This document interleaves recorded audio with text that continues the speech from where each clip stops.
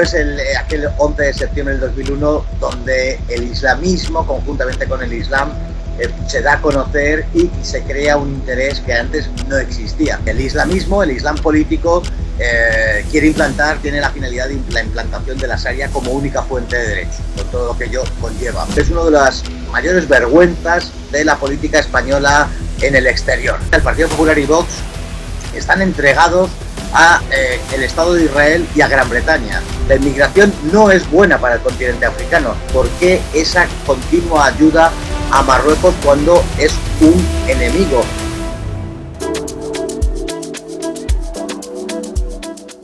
Muy buenas, chicos y chicas, estamos aquí en otro capítulo de Análisis África y tenemos al polémico y querido Carlos Paz, un analista político que está especializado en Oriente Medio, la relación el Islam y las relaciones de España en el exterior.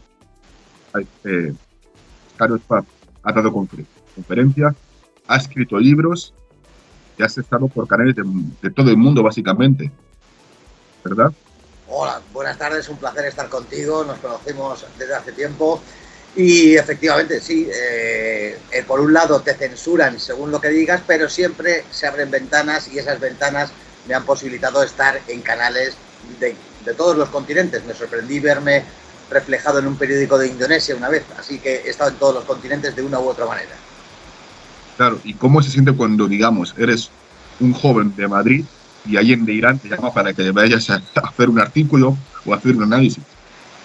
Bueno, joven no soy, que he pasado los 50 hace tiempo, pero por satisfacción de ver que en unos sitios no se reconoce el trabajo, pero que en otros sitios sí, te viene gente de miles de kilómetros, como es el caso de Irán u otros países, en donde sí se te reconoce y te invitan. Para mí, un placer y siempre es gratificante que se reconozca lo que uno hace e intenta explicar aquí en España.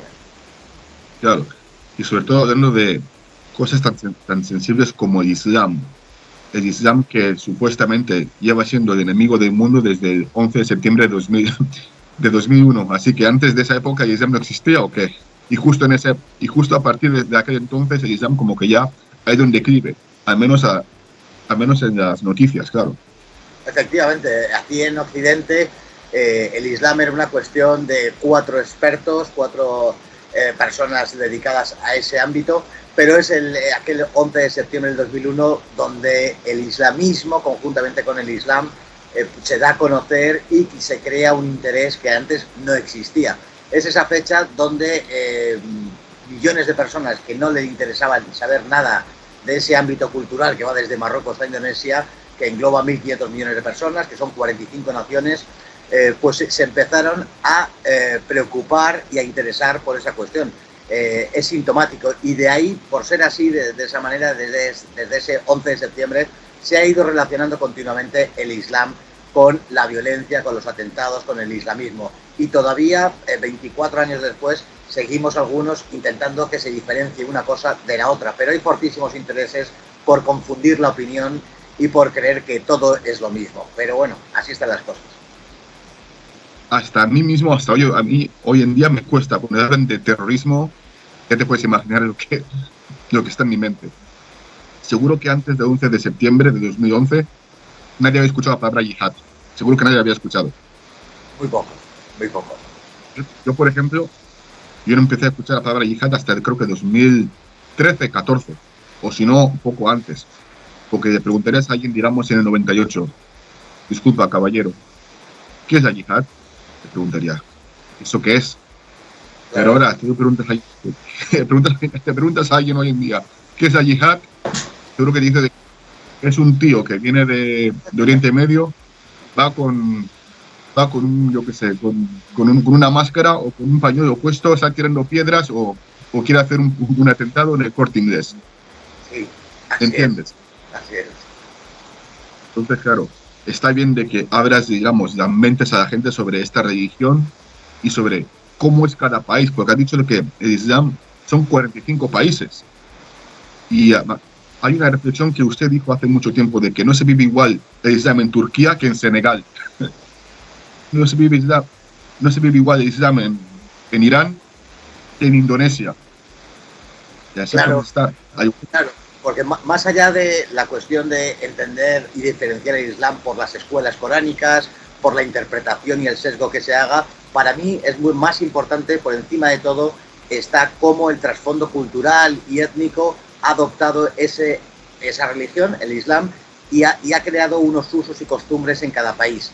Y por eso en cada país es enteramente diferente. No puede ser comparable el Islam de Senegal con el Islam de Irán, con el Islam que se vive en Pakistán o Turquía. Es enteramente diferente por ese trasfondo cultural. Y yo creo que ahí radica la importancia de entender el trasfondo que existe en cada país, el propio Islam, y nada de eso interesa esclarecerlo, porque hay fortísimos, de verdad, hay muchos intereses muy potentes que lo que quieren es confundirlo todo y decir que el Islam es el mismo en todo el mundo. Es un auténtico disparate.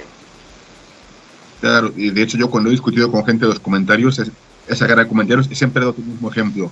Siempre pregunto, ¿alguien de Líbano ve igual el Islam que alguien de Sudán? No, evidentemente no. Incluso Líbano, que está, digamos, relativamente cerca de, yo qué sé, Arabia Saudita, seguro que son dos islames diferentes.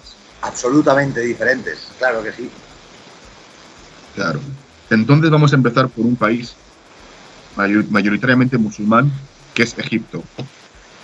Y vamos a ver la situación en Gaza, porque aunque crean que no, Egipto es un país africano, de hecho es de los países con más gente en África, y una potencia regional en África está ante las rodillas de un pequeño estado que se llama Israel.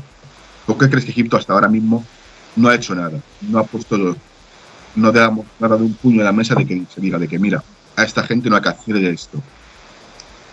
Estamos en un programa en el tuyo que se llama Análisis África y vamos a hablar de algún que otro país africano dentro de ese orbe que entra dentro del mundo islámico. Egipto, me preguntas, es una potencia regional. Egipto es uno de los centros, quizá el centro mayor del mundo árabe cultural. La Universidad de Al-Azhar es la más prestigiosa del mundo islámico y desde luego del mundo árabe, y ha tenido una trayectoria y una importancia fundamental dentro de todo lo que es Oriente Próximo. Egipto hay que englobarlo dentro de ese Oriente Próximo, siendo, a mi parecer, el único país africano dentro de ese Oriente Próximo.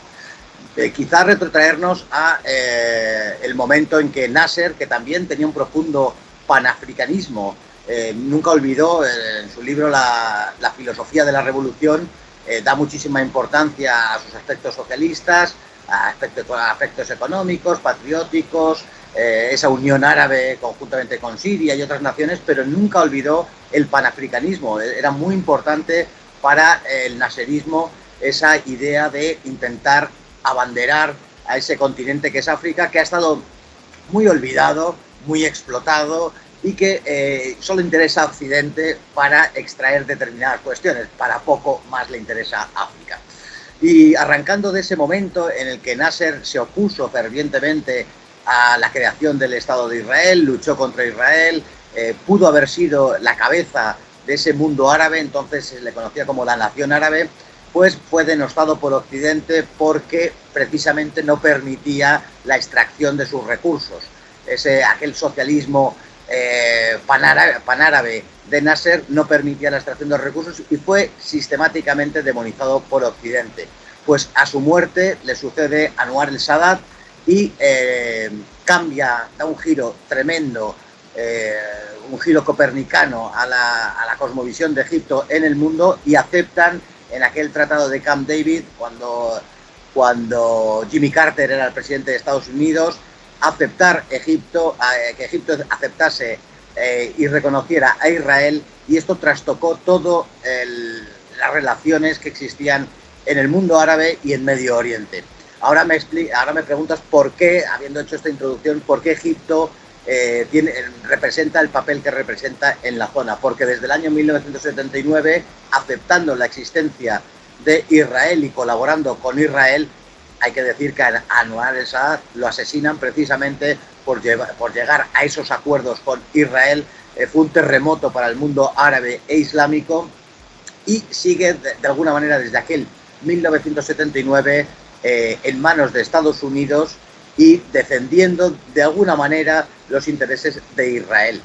Por lo tanto, en la cuestión de Gaza, que seguramente pues hablaremos ahora acerca de estas cuestiones, se ha encontrado en un lugar, Egipto, que refrenda sistemáticamente todas las decisiones de Israel.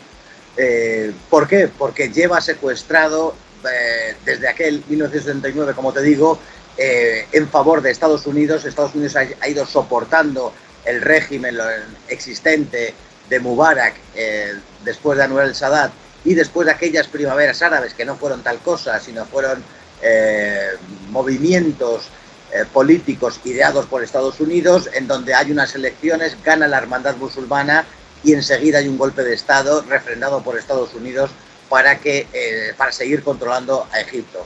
Egipto, más allá de los problemas que tiene y enormes con su población y con la existencia de la hermandad musulmana y ese encaje de bolillos que tiene que hacer Egipto para no contravenir a gran parte del mundo árabe, pues tiene que seguir defendiendo a Israel. Está en un lugar muy difícil y hemos visto cómo en la cuestión de Gaza no ha ayudado al pueblo palestino, sino todo lo contrario. Y yo creo que a lo largo de esta entrevista pues aparecerán sucesos de esta índole. Claro, porque me ha dicho hasta un propio palestino, y también lo he leído en un informe, que en Egipto, en la frontera con Gaza, han llegado a pedir hasta miles de dólares por persona para darles ayuda humanitaria a los gazatíes. Eso me parece muy fuerte, porque ¿cómo vas a alguien que está en Gaza, que acaban de bombardear medio país, bueno, o el 80% del país, si se puede llamar así, ¿dónde va a conseguir 100 dólares? Así que imagínate, miles de dólares. Yo creo que también tienen miedo, porque date cuenta de que ¿cuánto dinero le da Estados Unidos a Egipto? Le dan miles de millones de dólares al año, ¿verdad? Y si esos miles de millones de dólares se van, significa de que puede haber otra revolución más, y significa que la gente que está en los altos mandos puede perder el poder, ¿verdad? Así es, por eso decía que Estados Unidos tiene secuestrado la voluntad de Egipto. Les han comprado, por eso impusieron el reconocimiento de Israel, por eso está actuando como actúa en la cuestión de la causa palestina, que la ha abandonado completamente, y es por esa compra con dinero de Egipto. Es verdad que Egipto tiene un problema tremendo con su población al respecto de poder incluso llegar a mantener, a asegurar las condiciones mínimas. Tiene una población desmesurada, situada toda en el delta del Nilo prácticamente.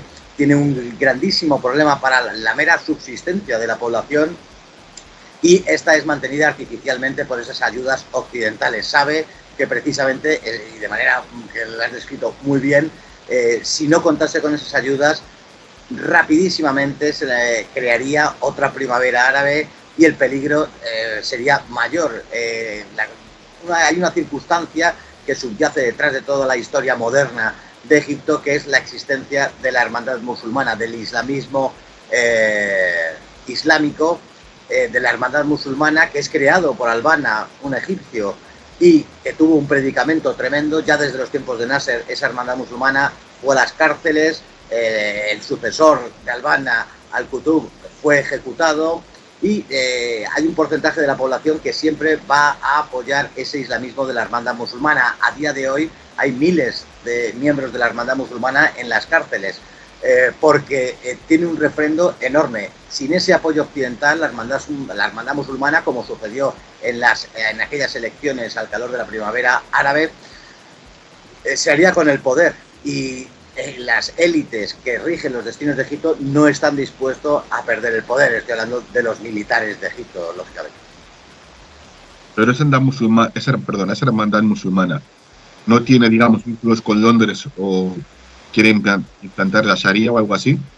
Sí, el islamismo, el islam político, tiene la finalidad de la implantación de la Sharia como única fuente de derecho, con todo lo que ello conlleva.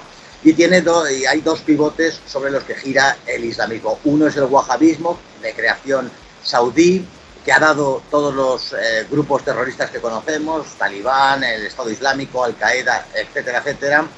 Y lo que les diferencia con la hermandad musulmana es que la hermandad musulmana sí acepta el juego democrático, crea partidos políticos, se presenta a las elecciones y desde ese punto de vista parece más humano, y aquí se les denomina muchas veces desde Occidente como islamistas moderados. No hay tal moderación porque el objetivo es el mismo, pero no recurren a la violencia en primera instancia, puesto que aceptan ese juego democrático. Pero constantemente en Egipto, en Siria, en otros muchos países han recurrido al golpe de Estado cuando de manera democrática no pueden llegar al poder. De hecho, en Egipto están enteramente prohibidos. Lo estaban en Siria, lo están en Rusia y lo están en todos los países que han conocido y han tenido experiencias al respecto de la hermandad musulmana. Es enormemente peligroso, pero a ojos de Occidente pues son simpáticos porque aceptan el juego democrático.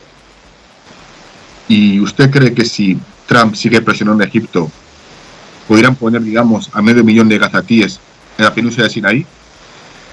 Podría ser. Yo creo que Egipto, ahora mismo, ayer me llegaron noticias de Egipto que ha habido una movilización, pero esto ha sucedido en muchas ocasiones y es más de cara a la galería que a otra cosa.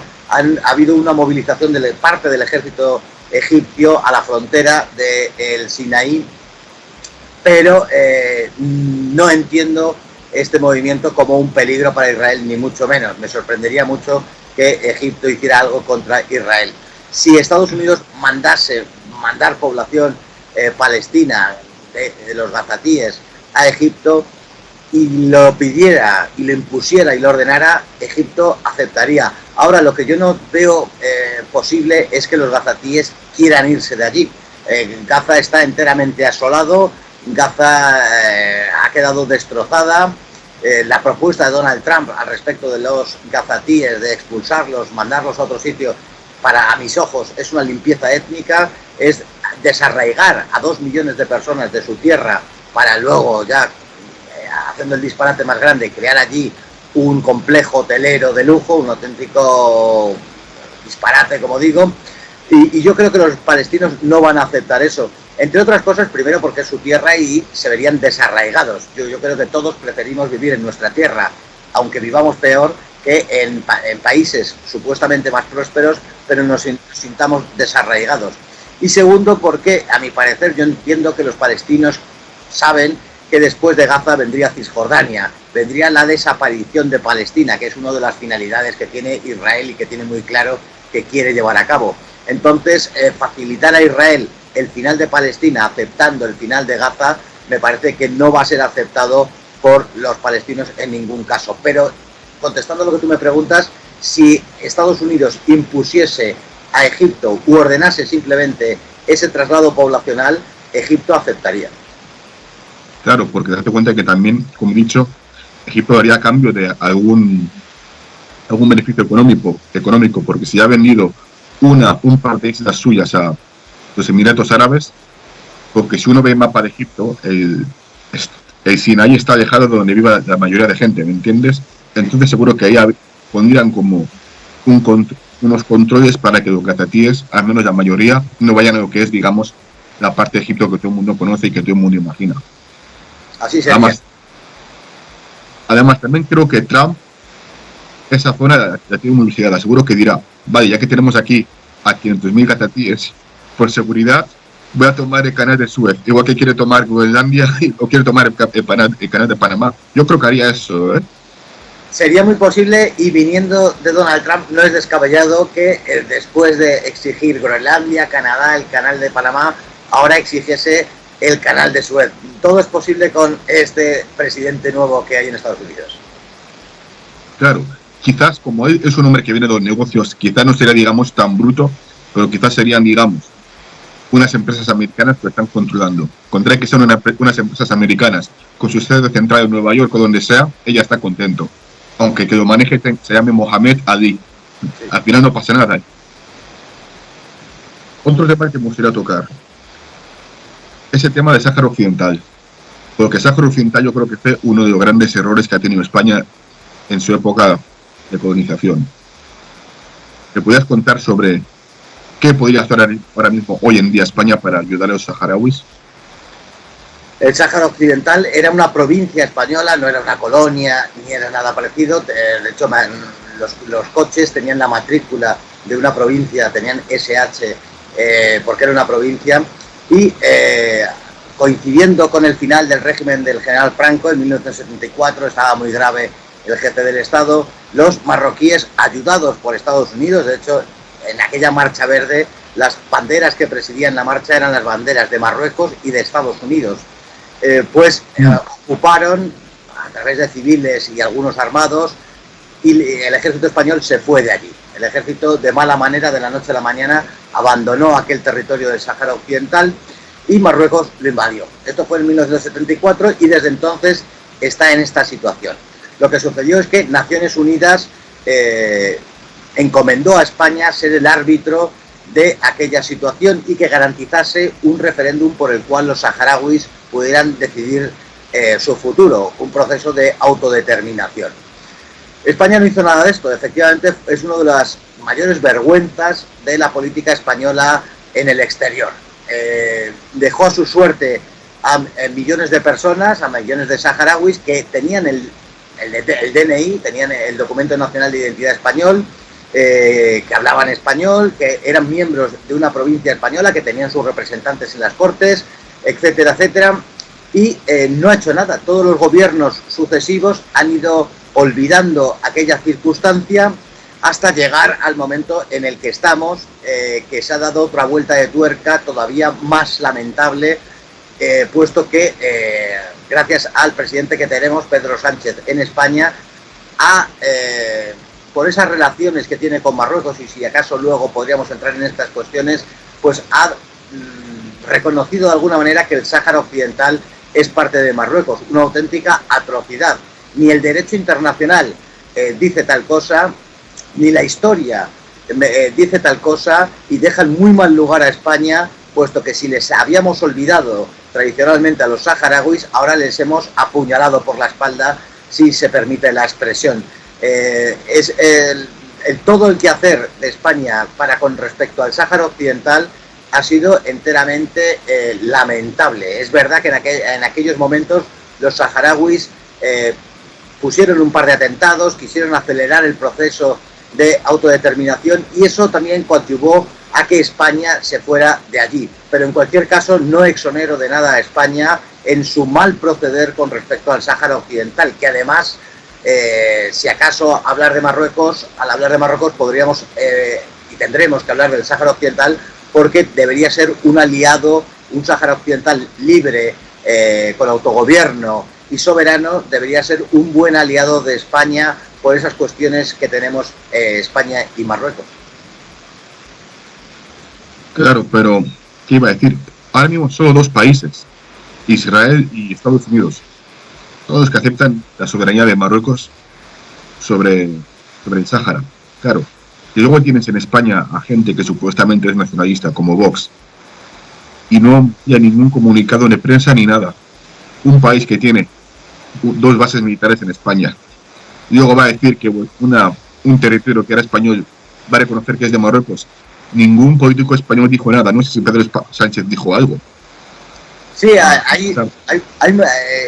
España vive muchos dramas, pero hay un drama en España que es ver cómo muchísimos periodistas y políticos españoles están al servicio de los intereses, de la defensa de los intereses de Marruecos.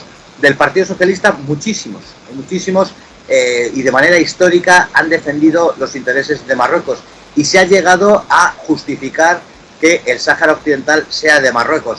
Es una auténtica barbaridad histórica, una verdadera barbaridad política, una barbaridad económica, no tener vistas más allá, puesto que con Marruecos, entre otras cosas, pues tenemos muchas disputas, algunas de un carácter muy grave, y podría servirnos el Sáhara Occidental de aliado en esa zona, pero por encima de la fría estrategia política que tiene este tipo de cosas, insisto que hay una obligación jurídica por parte de Naciones Unidas y moral, porque hemos sido hermanos durante mucho tiempo y romper ese lazo me parece una traición a la historia, pero es así.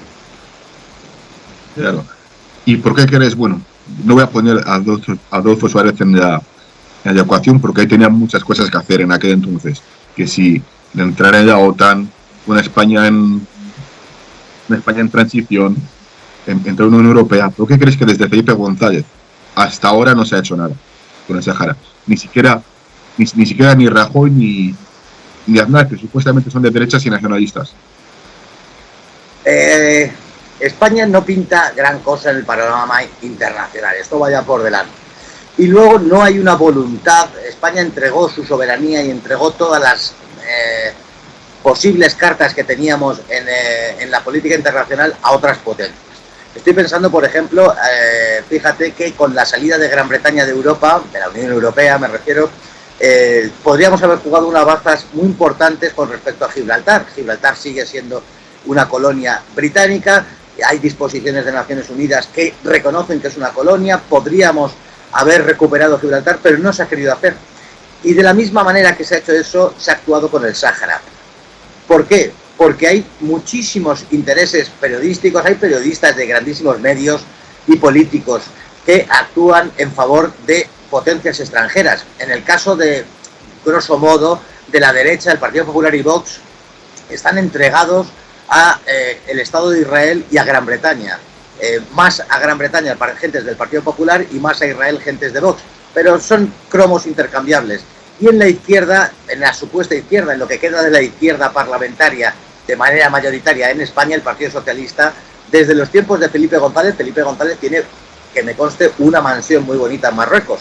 Y esto a lo mejor nos podría dar alguna pista al respecto. Otros muchos políticos que han sido insignes ministros, José Bono, la exministra Trujillo, muchísimos políticos tienen fortísimos intereses en Marruecos y van allí a veranear, y ese es el momento en donde cambia la política tradicional. Pero además, si unimos esto, además de los intereses que tienen políticos y periodistas para con Marruecos u otras potencias, con la dejación absoluta de España, que no quiere pintar nada en el panorama internacional, tenemos la explicación de por qué se ha abandonado el Sáhara, no se quiere hablar de eso y no quieren oponerse a las políticas pro-marroquíes. Es un auténtico escándalo y una vergüenza, pero esta es la realidad a 2025, que es el año en el que estamos. Claro. Hablemos de inmigración africana hacia España, ya sea inmigración de lo que la gente llama África subsahariana o África del Norte. ¿Usted qué opina de ello? Es Europa, la inmigración es un problema, a mi parecer, el problema más grande por el que atraviesa Europa y con ello España.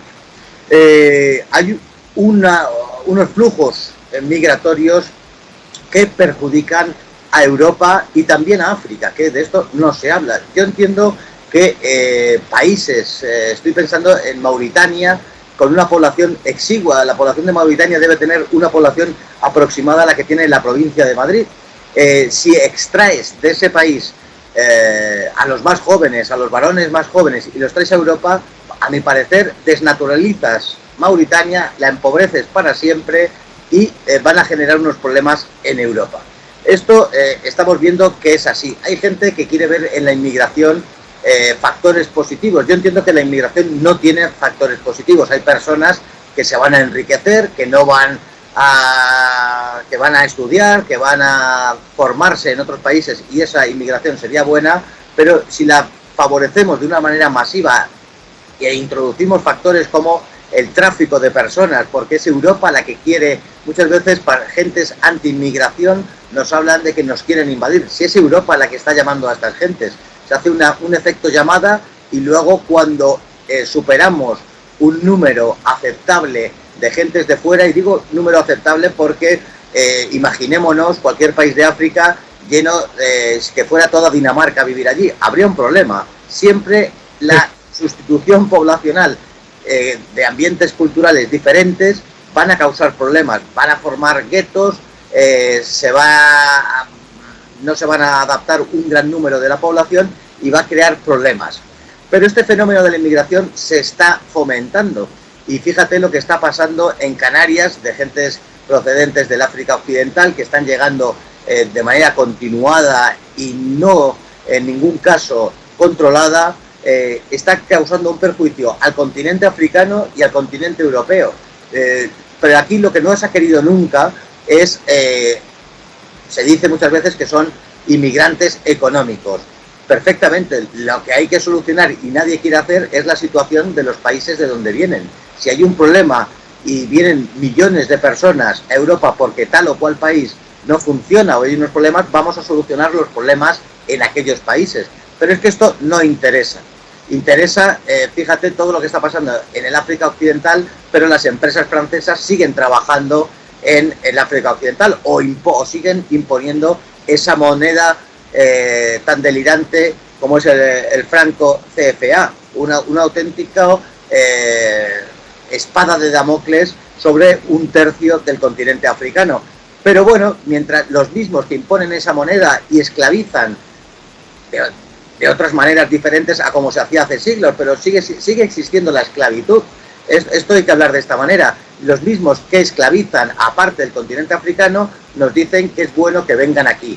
Esto empobrece mucho más a África y este programa que es Análisis África, esta es la parte que nos tendría que interesar de la inmigración. La inmigración no es buena para el continente africano, sino todo lo contrario, la está condenando a seguir en un estado de pobreza. Claro, pero una cosa que te iba a decir, también es un drama de doble filo, porque date cuenta que muchos líderes dicen, vaya, cuanto más gente se vaya, menos gente me tengo que preocupar. Este puede ser un posible opositor o una posible revolución. Entonces, si se van 50.000 jóvenes, entre 25 o digamos 18 y 40 años, es gente de la que no se tienen que preocupar. Y que lo más seguro es que envíen remesas. Sí. ¿O no? Sí, pero es pan para hoy, hambre para mañana. A corto plazo es bueno, es positivo. Hay países que gran parte de su riqueza se fundamenta en ese envío de remesas. Sin ese envío de remesas estaría mucho más agravada la situación económica. Pero a medio y largo plazo es positivo. Estás destruyendo el factor trabajo, esas personas que podrían levantar el país. Con lo cual, a corto plazo y de manera muy miope, para ese país africano puede ser positivo, pero a largo plazo es profundamente negativo. Claro, y menos mal que mencionó a Franco Cefa, porque eso no sabe mucha gente, de que muchos de los que vienen a España vienen de esos países donde está Franco Cefa, ¿me entiendes? Porque no vas a ver a mucha gente de Kenia o de Mozambique o de Angola. También porque está más lejos y hay menos lazos culturales, porque más bien ya empiezan a haber lazos culturales entre España y Senegal, por la sociedad civil senegalesa que vive en España. Pero hay que también ver si ves que viene gente de Camerún, Costa de Marfil, Senegal, Níger, Mali. Uno dice, vaya, voy a estudiar la situación de estos países. Qué casualidad que todos estos utilizan el franco cefa, ¿me entiendes? Claro. Y no tiene que dejar, creo que entre 30 y 50% de sus reservas en París. Aunque París también está recibiendo gran inmigración de esa gente.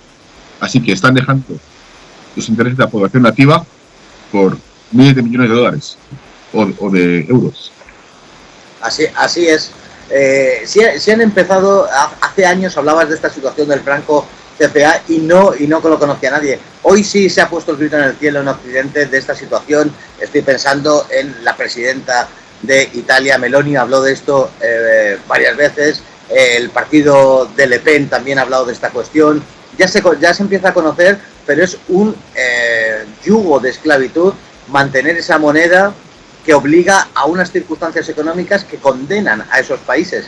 Eso es lo primero, y está pasando en África. Yo entiendo que habréis hablado de estas cuestiones, de los movimientos antifranceses que han surgido en grandísima parte de estos países, que se están quitando el yugo francés, porque todavía Francia de alguna manera tiene colonizada la economía de estos países y muchos ya se han sublevado. El año pasado vimos varios ejemplos y yo creo que va a fomentar a que esto suceda cada vez más en más países de ese África Occidental. Esta es la situación. Francia es un país muy curioso porque todavía se cree que es que tiene una grandeza que hace muchísimo que no tiene. Desde el final de la Segunda Guerra Mundial Francia no pinta absolutamente nada, pero ellos se creen todavía que son dueños de medio mundo, que siguen teniendo posesiones en Oriente Próximo, que tienen ese África Occidental, que son un imperio y viven en una ensoñación. Pero es verdad que todavía mantienen ese signo colonial que es la imposición de esa moneda de la que estamos hablando, una auténtica vergüenza.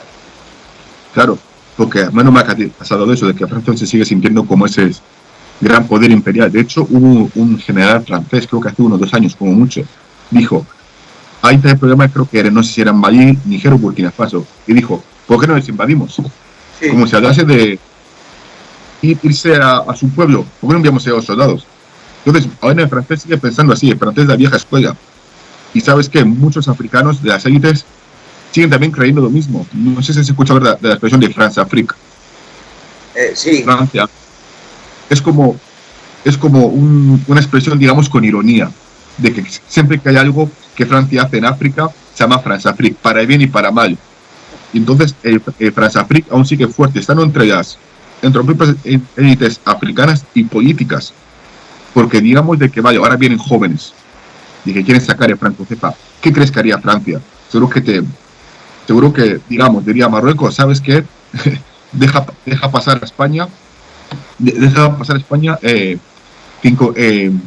no sé cuántas pateras. Haría todo lo posible para no salir de franco cefa, ¿me entiendes? Para que los países no salgan de franco cefa. Pondría presión a España con inmigración, llamaría a Rabat. Y lo segundo, seguro que nos crearían grupos terroristas para que vengan a ayudar en el país, ¿no crees? Porque Francia también tiene sus proxies también. Sí, pero que es verdad, y eso sería así, pero es verdad que gran parte de ese antiguo África Occidental ha despertado y que ha llevado a cabo políticas que no caben otro tipo de políticas, que es la nacionalización de los recursos, enfrentarse a esos residuos de la colonización francesa, que es ese tipo de cosas, y yo creo que a medio plazo, a corto no, pero a medio plazo, esa parte de África se va a liberar de ese yugo francés. Es cuestión de tiempo.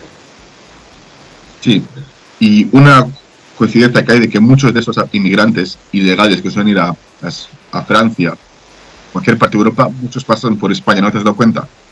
Sí, porque claro, quieren ir a la antigua metrópoli. Claro, y el puente entre España y África, ¿cuál es? Marruecos, sin lugar a duda. Sí. No sé si mencionaste que Marruecos es una seguridad es un peligro para la seguridad nacional de España. Sí. ¿Por qué crees eso? Marruecos es el país con el que España más probable pudiera tener un conflicto militar. Marruecos constantemente, incluso en sus televisiones, desde hace muchísimos años, pues, que a mí me conste, desde los años 90, reclaman la soberanía de las Islas Canarias, de Ceuta y de Melilla. Habrá que decir que Ceuta y Melilla están en el norte de África, y Canarias, que geográficamente es África, no son colonias y desde luego no fueron arrebatadas a Marruecos porque son conquistadas y pertenecen a España antes de que existiera Marruecos. Por lo tanto, Marruecos no lo podría exigir en ningún caso. El caso de Ceuta es más curioso porque lo conquistó Portugal, y al separarse España y Portugal, porque estuvieron unidos en el siglo XVII, eligió ser española. Pero sea como fuere, Marruecos no es nadie para exigir la soberanía de esos tres territorios que pasaron a ser parte de España antes de la existencia de Marruecos. Esto es la cuestión por la cual podría tener algún tipo de conflicto militar incluso entre España y Marruecos. Pero detrás hay otros muchos problemas. Detrás está la cuestión saharaui, que hablábamos antes. Hay cuestiones económicas que han sido siempre problemáticas, de los bancos de pesca, de la territorialidad de las aguas marítimas, hoy ricas en gas o en tierras raras. Está detrás la cuestión que se utiliza como arma de presión geopolítica de la inmigración. Marruecos permite o no permite el tráfico de personas a través de su territorio y enviarlas a España según sean las relaciones que tenga España en ese momento con Marruecos. Y detrás de todo también está la cuestión de que Estados Unidos, en la cuestión del estrecho de Gibraltar, un lugar enormemente geoestratégico, apostó en favor de Marruecos en detrimento de España. Para Estados Unidos, Marruecos es mucho más fiable, puesto que, a mi parecer, Marruecos, aun siendo una monarquía dictatorial enorme, es más fiable para Estados Unidos precisamente porque sabe que no va a cambiar ese régimen político. Además de las relaciones históricas que ha tenido Marruecos con Estados Unidos, yo creo que Marruecos fue el primer país, y si no es el primero es el segundo, que felicitó a Estados Unidos cuando se independizó. Y desde siempre han tenido unas enormes relaciones muy fuertes. y ha apostado conjuntamente con otros aliados supuestos occidentales españoles, Francia, Inglaterra e Israel, han apostado en favor de Marruecos. Todo eso hace un cóctel perfecto para que Marruecos sea un peligro para España. Pero todavía, a día de hoy, los políticos, antes hablábamos de estas cuestiones, la mayoría de los políticos del Parlamento español no quieren ver esta realidad, que es que Marruecos es un peligro de primer orden para España. Por cuestionar la soberanía de territorios españoles, por influenciar en la cuestión de la inmigración, por restar importancia económica con la Unión Europea. La propia Unión Europea ha apostado en cuestiones cítricas, agrarias, de los cítricos y del pescado en favor de Marruecos, y todo esto nos está debilitando. Marruecos, además, está siendo militarizada por Estados Unidos y están ya casi a la par los ejércitos de Marruecos y España. Otrora, hace mucho tiempo, España era muchísimo superior a Marruecos militarmente, pero hoy ya esa diferencia está enormemente recortada. Todo esto constituye para España un peligro de primerísimo orden, pero como hay gente que no se quiere dar por enterada, pues bueno, las cosas están como están. Marruecos sabe lo que quiere y España está a otras cosas. Además, se me pasa una cuestión muy importante, que es la labor de los servicios de inteligencia. Marruecos, desde hace mucho tiempo, tiene a gente de los servicios de inteligencia trabajando en España y conocen perfectamente la situación política, los momentos de debilidad, aprovechan muy bien esos momentos de debilidad política interna española, y España no trabaja de la misma manera. España, una vez más, me preguntabas antes por el Sáhara, pero podríamos hablar por cualquier cuestión de política exterior, no saben ni por dónde le da el aire. Claro, te voy a hacer dos preguntas relacionadas al armamento. Claro, como han dicho que Marruecos se está armando, la inteligencia de España. Esos que trabajan para la inteligencia de marroquí, que están infiltrados en España, ¿son marroquíes o son españoles de pasaporte o lo que sea? Hay de todo. Los servicios de inteligencia marroquíes están aquí. A lo mejor hasta verán este programa. Pero muchos son españoles que sirven a los intereses de Estados Unidos. Muchas veces los servicios de inteligencia nos imaginamos a los espías de los años 40 con sombrero y gabardina. Y muchas veces esos agentes de inteligencia son periodistas conocidos por todos, que pueden escribir en periódicos de tirada nacional, locutores de televisión, políticos, y son de aquí, son de España. Por eso hablaba antes del drama de España a este respecto, de ver cómo hay muchísimos y muy importantes políticos y periodistas que trabajan para Marruecos. Pero es que fíjate hasta dónde llegará la cuestión, y lo pasaba por alto. Estaba hablando de la propia monarquía española, las buenísimas relaciones que tuvo el rey emérito Juan Carlos I con la monarquía alauí, con Hassan II en su momento. Altísimas instancias, con esa casa real incluida, de cómo han sonreído al quehacer de Marruecos. España está en un lugar muy comprometido desde el momento en que grandísima parte de sus élites rectoras no quieren ver el problema y colaboran con Marruecos de una manera. Ahora mismo, por ejemplo, hace unos días, España ha vivido una situación muy dramática en Valencia con unas inundaciones. No se les ha ayudado, pero sí se está ayudando y se está construyendo una línea férrea en Marruecos. Muchas veces se ayuda mucho más a Marruecos que a gente de España. Esto es así y es un enorme peligro, lógicamente, y nos llama a preguntarnos qué hay detrás. Aquí se han hablado, han trascendido a la prensa muchísimas cuestiones relativas, y se pregunta muchas veces la prensa qué le debe este gobierno de España a Marruecos, porque hay muchísimas cuestiones que quedan oscurecidas, no son explicables de por qué esa continua ayuda a Marruecos cuando es un enemigo.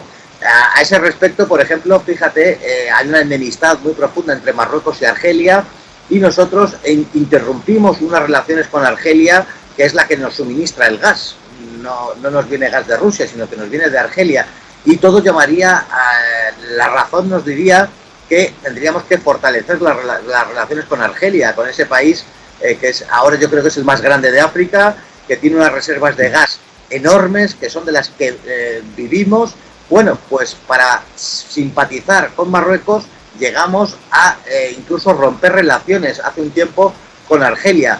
Todo lo que se está haciendo en el ámbito de esa parte de África es para contentar a Marruecos, cuando es nuestro gran rival y en ocasiones enemigo. Parece una película de terror, de verdad, pero es así.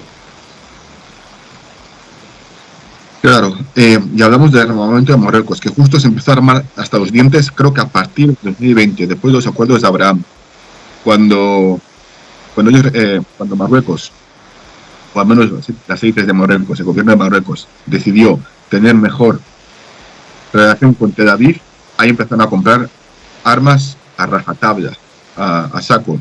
Yo creo que fue a partir de ahí, o fue antes, cuando ya venían preparándose. Volvemos a tener que hablar de la cuestión de Israel. Antes empezábamos el programa hablando de Egipto, de cómo, explicábamos de cómo un país que es la cabeza cultural del mundo árabe se entregó a la defensa de los intereses de Israel. Ahora volvemos a topar con la misma pieza que es Israel al hablar de Marruecos. Efectivamente, en torno al 2020 lanzó un programa de política exterior Estados Unidos e Israel para que la mayoría o todos los países posibles del orbe islámico, de mayoría islámica, reconociesen y colaborasen con Israel. Esto se fue produciendo y cortado hasta ese 7 de octubre del 23 con aquel famoso ataque de Hamas a Israel. Ahí se cortaron la posibilidad de que países como Arabia Saudí incluso reconociera a Israel y colaborase con ellos, que colaboran, pero de otra manera. Y Marruecos se lanzó efectivamente a reconocer a Israel, a colaborar, y como contraprestación Israel pues ha favorecido constantemente a Marruecos y por ende a Estados Unidos. La relación de Estados Unidos con Israel, pues no vamos a descubrir nada nuevo si decimos que el uno sin el otro no tienen razón de ser. Y efectivamente, a raíz de ese reconocimiento y como parte consustancial a la aceptación de Marruecos, de Israel por parte de Marruecos, vino ese rearme y esa reafirmación de Estados Unidos a Marruecos en la cuestión del estrecho. Y una de las cuestiones es el favorecer un rearme que ha equiparado militarmente a Marruecos con España, y que en las circunstancias que estamos describiendo de tensión entre Marruecos y España resulta enormemente peligroso. Parece mentira que España, siendo un país de la OTAN, que tiene peligro, que corren peligro dos ciudades suyas como Ceuta y Melilla, que no cubre la OTAN, Ceuta y Melilla, la cabeza máxima de esa OTAN, que es Estados Unidos, rearme a un país que puede llegar a tener un conflicto militar con un país de la OTAN como es España y arrebatarle dos ciudades. Parece todo enteramente incomprensible, pero así son las cosas. Y España lo que tendría que hacer es revisar esa, pero como no quiere hacer nada en política externa, exterior, no va a hacer nada, pero tendría que revisar y ver quién son sus aliados de verdad y quién sus enemigos, porque sus aliados son los peores enemigos que pueden tener España. Claro. Y te voy a decir algo, yo creo que en un conflicto entre España y Marruecos, pues yo me imagino que Marruecos no iría por Canarias, eso sería una hazaña logística bastante brutal. Yo creo que Canarias son 7 u 8 islas, ¿verdad? Sí. Tendría que primero ocupar lo que es la isla de Fuerteventura y Las Palmas y Tenerife, que son las más grandes, y después ya que ir a por otras 5 más, pero Ceuta y Melilla. Yo creo que tendría el apoyo de África, aunque uno diga de que los africanos no tienen poder, sí, pero es apoyo quizás político e incluso monetario. Porque date cuenta que para los africanos el colonialismo aún es un tema fresco. Entonces, ¿qué van a pensar muchos? De que, mira, son ciudades españolas en Marruecos, pues mira, nosotros hemos vivido colonialismo, pues que se vayan los españoles por ahí. Y ahora, no sé cuál sería la posición de varios países de la OTAN. ¿Cuál crees tú? Pues es verdad que desde fuera, con amigos de otros países u otros continentes, entienden que Ceuta y Melilla son colonias, porque si ves un mapa, pues ves que son ciudades que están en África y por lo tanto lo que te lleva a pensar en primera instancia es que son colonias. ¿Qué hace ahí España? Lo que hay que explicar es la historia y el sentido. Por ejemplo, pensemos, pues Alaska está muy lejos de Estados Unidos y es un estado de Estados Unidos. La historia hizo que Alaska sea de Estados Unidos y no es ninguna colonia Alaska. Y así podríamos hablar de otros territorios en el mundo. ¿Qué haría la OTAN y África? Bueno, África es verdad que seguramente desde ese prisma de entender que hay dos ciudades africanas, porque Ceuta y Melilla son africanas, en manos de una potencia o un país, porque potencia no somos, pero sí un país europeo, viendo que eso podría ser los últimos territorios coloniales de Europa en África, apoyasen de alguna manera a la conquista de Marruecos de esas ciudades. La OTAN, bueno, pues a día de hoy yo entiendo que llegado el caso se lavaría las manos. No protege la OTAN, el paraguas de la OTAN no protege a Ceuta y Melilla, y también es culpa española, porque España podría haber impuesto que la OTAN defendiera esos territorios. Francia, cuando se incorporó a la OTAN en tiempos de Gaulle, impuso que Argelia, que entonces era francesa, estuviera bajo el paraguas de la OTAN. Territorios de América que tiene Francia todavía están bajo el paraguas de la OTAN. Ceuta y Melilla no, porque no lo quiso imponer España. Se dijo aquí que, hombre, se supone, no se supone nada, como no está en el tratado, no están. Y llegados el caso, si se preparase bien el terreno, Marruecos supiera jugar sus cartas con ese favoritismo que tiene de Estados Unidos diría que no es una cuestión de la OTAN y que España se las apañase. Seguramente esa sería la reacción de la OTAN. Claro, ¿y qué crees que diría Francia? Porque Francia también tiene mucho que ver ahí. ¿Francia qué diría? Francia apoyaría a Marruecos, seguro, porque Francia siempre ha sido, históricamente desde luego, e incluso en nuestro tiempo contemporáneo, ha apoyado a Marruecos en cuestiones, por ejemplo, lo que sucedió, que fue casi ridículo y cómico, pero tuvo su importancia, o se le puede interpretar como un hecho más importante de lo que parece, cuando tuvo esa disputa por un peñón sin ningún tipo de importancia, que era el peñón de Perejil, que ocupó Marruecos, y España pues mandó allí a 4 soldados, porque es un peñón en mitad del mar, que no tiene ninguna importancia, pero Francia estaba detrás apoyando esa invasión, y fue Estados Unidos la que lo paró, la verdad, en aquellos años. Francia apoyaría, o desde luego a quien no apoyaría es a España. Apoyaría a Marruecos o se quedaría bajo cuerda, como siempre lo hace Francia, apoyando a Marruecos de una u otra manera, diplomáticamente, económicamente, ya veríamos, pero apoyaría a Marruecos. Ni siquiera Portugal apoyaría a España. Portugal son otro error histórico. Portugal es España o España es Portugal, somos lo mismo.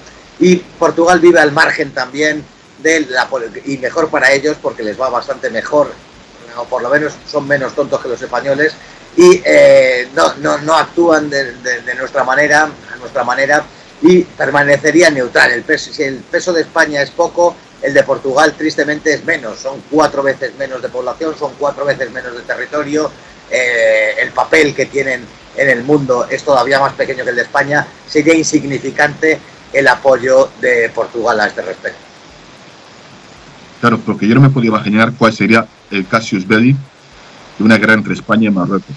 ¿Qué diría Marruecos a España? De que, oye, por esto voy a invadir Ceuta y Melilla. ¿Qué crees tú que diría España? Marruecos, ¿haría un autoatentado? ¿Qué sería? Bueno, siempre Estados Unidos es el país que ha creado más casus belli artificiales de la historia. Entró en la Primera Guerra Mundial de aquella manera, la guerra con España fue también creada de manera artificial, seguramente la Segunda Guerra Mundial también, las guerras con México, siempre han buscado una excusa, y en nuestros tiempos modernos también, acordémonos de Irak u otros países en donde se les acusaba de tener armas de destrucción masiva y luego no había nada de eso. La política internacional, pero esto ya es muy antiguo, el Imperio Romano lo hacía también muy bien al respecto. Buscar una excusa. ¿Cuál sería? Quizá crear la sensación a través de la prensa, a través de los medios de comunicación, de hacer un referéndum. Hay mucha población en Ceuta y Melilla que nace, de gente marroquí que nace en Ceuta y ya pasan a ser ceutíes. Crear la falsa sensación de que se haga un referéndum al respecto. Yo creo que iría más por ahí que un conflicto militar. A día de hoy yo no veo que pueda haber un conflicto directo de la noche a la mañana. Habría que ir caldeando la situación, y yo creo que se escudarían en un supuesto derecho de autodeterminación, referéndum o como le llamasen. Yo creo que irían más bien por ahí los tiros. Claro, porque date cuenta que también, no sé si has estado en Ceuta y Melilla, que son dos lugares urbanos, y no creo que entrar en un terreno urbano contra una potencia como España sea fácil. Porque No. digamos que todos allá, ¿qué dirá Estados Unidos? Yo me lavo las manos aquí y puede que la monarquía marroquí desaparezca.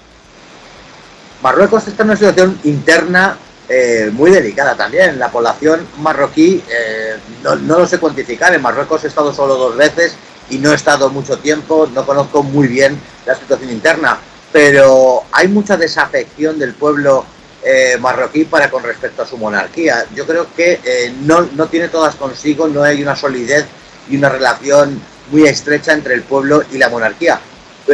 Precisamente, fíjate, cuando hablábamos, que hemos mencionado las primaveras árabes, en Marruecos no se produjeron, muy curiosamente. Sí se produjo en Túnez, en Libia, en Egipto, pero en Marruecos no, cuando hay una cierta desafección entre el pueblo para con su monarquía. Ya veremos si, yo veo más probable a lo mejor un desequilibrio social en Marruecos que produjeran algunas revueltas antes de que Ceuta y Melilla, que ya se empieza a hablar, fueran conquistadas por Marruecos. Marruecos que tenga mucho cuidado en su situación interna, porque no es tampoco de una solidez tremenda, ni mucho menos. Antes de terminar el programa, 2 preguntas. ¿Por qué crees que no pasó la primavera árabe en Marruecos? Bueno, porque las primaveras árabes no fueron ni primaveras ni árabes. Fueron movimientos orquestados desde fuera para desequilibrar gobiernos muy determinados. Se produjeron en los países que interesaba que se produjeran esas insurrecciones. Túnez, Libia, en Egipto, en Siria, pero no pasaron primaveras árabes en Arabia Saudí, en todos los que son socios de Occidente. En los países que son socios, aliados de Occidente, no se produjeron. Se produjeron, por ejemplo, hubo un caso curioso que fue en Bahrein, que la población, en el Golfo Pérsico, que la población es chií y fueron masacrados por las élites de Bahrein, que son suníes y aliados. En Bahrein hay una flota norteamericana y fueron acribillados a tiros y no salían ni en la prensa. En los países socios de Europa no van a haber primaveras árabes ni nada parecido. En principio, ya veremos si, llegados el caso, a Estados Unidos podría darse el caso que con el correr de los años dejase de interesar la monarquía alawí y promoviesen unas primaveras árabes o algo parecido. Todas esas insurrecciones que han sucedido en África, en Oriente Medio, en Europa, pasó en Georgia, pasó en Ucrania, ha pasado en muchos países, son todas insurrecciones creadas desde fuera con la defensa mediática pagada por Estados Unidos para cambiar un régimen más favorable. En Marruecos estaban muy contentos con lo que pasaba y no les interesaba ninguna primavera en Marruecos. Claro, porque yo no me imagino qué tipo de política tendría Marruecos sin un rey, ¿eh? ¿Sabes qué quiero decir? Es como decir qué tipo de política tendría Irán sin el Ayatollah y qué tipo de política tendría Arabia Saudita sin la familia Saud. Son cosas que uno así no puede imaginar, a priori.